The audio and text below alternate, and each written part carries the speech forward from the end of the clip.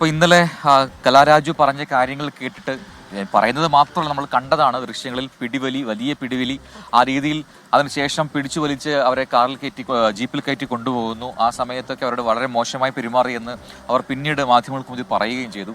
അതിൽ ഒരു പ്രതികരണത്തിൽ അവർ പറയുന്നുണ്ട്, എൻ്റെ മകനേക്കാൾ പ്രായം കുറഞ്ഞ ഒരു ഡിവൈഎഫ്ഐ നേതാവിനെ കുറിച്ചാണ് പറഞ്ഞത്. അവർ വളരെ മോശമായി പറഞ്ഞു, കാല് വെട്ടും എന്നൊക്കെ പറഞ്ഞു എന്നവർ പറയുന്നുണ്ട്.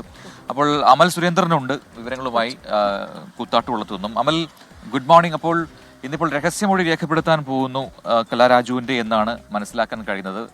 നമ്മൾ എന്താണ് പറയുക, കേട്ടുകളില്ലാത്ത സംഭവമാണ് കൂത്താട്ടുകുളത്ത് നടന്നത്. അപ്പോൾ എന്താണ് CPM ഏത് രീതിയിലായിരിക്കും ഇതിനെ എതിരിടുക, ഒപ്പം പോലീസ് ഏത് രീതിയിൽ മുന്നോട്ട് പോകുന്നു? Good morning Prajin and Christina. ഏതായാലും കേട്ടുകേൾവിയില്ലാത്ത, കേരള രാഷ്ട്രീയത്തിൽ കേട്ടുകേൾവിയില്ലാത്ത, പ്രത്യേകിച്ചും കേരളത്തിന്റെ പ്രാദേശിക രാഷ്ട്രീയത്തിൽ കേട്ടുകേൾവിയില്ലാത്ത സംഭവങ്ങളാണ് ഒരു പകൽ മുഴുവൻ നീണ്ടുനിന്ന ഇന്നലെ കൂത്താട്ടുകുളത്ത് അരങ്ങേറിയത്. കൂത്താട്ടുകുളത്ത് കഴിഞ്ഞ 2 വർഷമായിട്ട് CPM-ന്റെ നേതൃത്വത്തിലുള്ള LDF മുന്നണിയാണ് ഭരിക്കുന്നത്. എന്നാൽ ഇതിനൊരു ഭീഷണിയായിട്ടാണ് അവിശ്വാസ പ്രമേയം വരുന്നത്. UDF-ന്റെ നേതൃത്വത്തിലുള്ള അവിശ്വാസ പ്രമേയം വരുന്നത്. അതിന്റെ ഭാഗമായാണ് ഇന്നലെ ഈ സംഭവവികാസങ്ങളെല്ലാം ഉണ്ടാകുന്നത്. CPM-ന്റെ തന്നെ കൗൺസിലറായിട്ടുള്ള കലാരാജു UDF മുന്നണിക്ക് പിന്തുണ പ്രഖ്യാപിച്ചുകൊണ്ട് അവിശ്വാസത്തിൽ വോട്ട് ചെയ്യാൻ എത്തിയതോടെയാണ് സംഭവങ്ങൾ വഷളാവുന്നത്. ഏതായാലും ഈ ഒരു പ്രശ്നത്തിൽ, ഈ ഒരു സംഘർഷത്തിൽ കണ്ടാലറിയുന്ന 45 പേർക്ക് എതിരെ കൂത്താട്ടുകുളം പോലീസ് കേസെടുത്തിട്ടുണ്ട്. അതിൽ ചെയർപേഴ്സണും വൈസ് ചെയർമാനും ഏരിയ കമ്മിറ്റി സെക്രട്ടറിയും ലോക്കൽ കമ്മിറ്റി സെക്രട്ടറിയും ഉൾപ്പെട്ടിരിക്കുന്നു എന്നാണ് നമുക്ക് അറിയാൻ സാധിക്കുന്നത്. ഏതായാലും കേസുമായിട്ട് പോലീസ് മുന്നോട്ട് പോവുകയാണ്.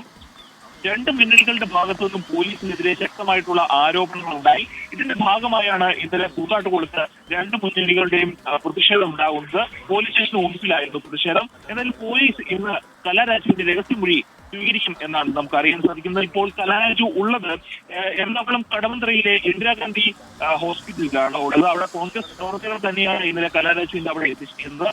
ഇന്നലെ വൈകുന്നേരത്തോടു കൂടി CPM-ന്റെ ഏരിയ കമ്മിറ്റി ഓഫീസിൽ നിന്ന് കലാരാജുവിനെ കൂത്താട്ടുകുളത്തെ പ്രാഥമിക ആരോഗ്യ കേന്ദ്രത്തിൽ എത്തിച്ചിരുന്നു. അവിടെ സുരക്ഷിതമല്ല എന്ന് പറഞ്ഞുകൊണ്ട് മാത്യു കുഞ്ഞാടൻ MLA-യുടെ വണ്ടിയിലാണ് കലാരാജുവിനെ ഇന്നലെ ഇന്ദിരാഗാന്ധി ഹോസ്പിറ്റലിലേക്ക് എറണാകുളത്തേക്ക് കൊണ്ടുപോകുന്നത്. ഏതായാലും കലാരാജുവിന്റെ രഹസ്യമൊഴി ഇന്ന് രേഖപ്പെടുന്നതാണ്.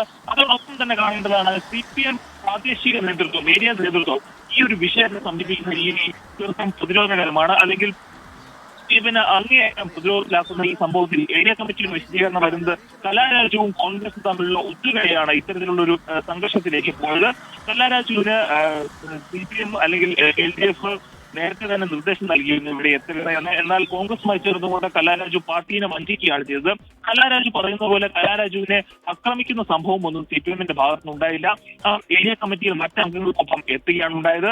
അതേ തുടർന്ന് അവർക്ക് വൈദ്യസഹായവും മറ്റും നൽകുന്നതിന്റെ ദൃശ്യങ്ങൾ CPM-ന്റെ ഏരിയ കമ്മിറ്റി തന്നെ ഫേസ്ബുക്കിൽ അവരുടെ പേജിൽ പോസ്റ്റ് ചെയ്തിട്ടുണ്ട്. അതിന്റെ ഭാഗമായി അവർ പറയുന്നത് കലാരാജു തങ്ങളുടെ കൗൺസിലറാണ്, അവർക്ക് തട്ടിക്കൊണ്ടുപോകേണ്ടതിന്റെ ആവശ്യം. ശരി അമൽ, അപ്പോൾ എന്തായാലും പുതിയ ആരോപണമാണ് ഇപ്പോൾ CPM പ്രാദേശിക നേതൃത്വം ഉന്നയിക്കുന്നത്. നേരെ UDF-നെതിരെ തിരിയുകയാണ്. UDF ആണ് തട്ടിക്കൊണ്ടുപോയതെന്ന് CPM പറഞ്ഞു. സ്വാഭാവികമായിട്ടും അവർക്ക് അതല്ലാതെ മറ്റ് എന്ത് പറയാനാണ്? അപ്പോൾ ആ രീതിയിലുള്ള പ്രതിരോധങ്ങളൊന്നും വിലപ്പോവില്ല. കാരണം ദൃശ്യങ്ങൾ സഹിതം അത് ഇന്നലെ നമ്മുടെ കേരള സമൂഹം കണ്ടതാണ്. അപ്പം നോക്കാം അവരെ ഏതൊക്കെ രീതിയിൽ പ്രതിരോധിക്കുന്നുണ്ടെന്നുള്ളത്.